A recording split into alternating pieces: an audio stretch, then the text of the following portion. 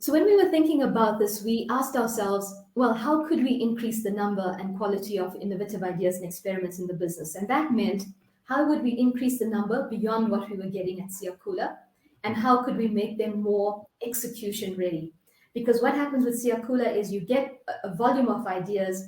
It is a culture engagement. It's just a way of people coming together, but there isn't always time to actually formulate an idea with a roadmap, doing some costing. And we knew that we needed to also get ideas to that point so that at least we could make an application for funding where we saw that it was worthwhile.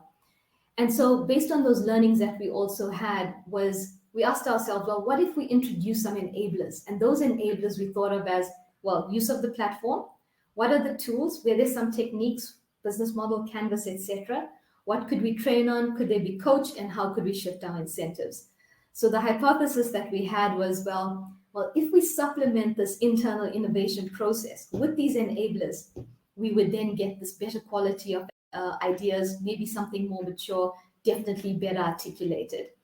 The trick was that the need for the experiment, which was part of Amplify, that exec program, kind of came about in around October. And Siakula had already run. So then we actually needed some kind of new lab bench, some kind of new experiment that we could run. And then I sat and thought about, well, what are we going to do? And then I decided to phone a friend.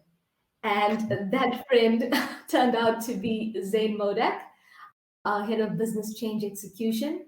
And we've been having chats, kind of on and off. We find that strategy and execution have to be intimately linked. And that's how we formed our relationships.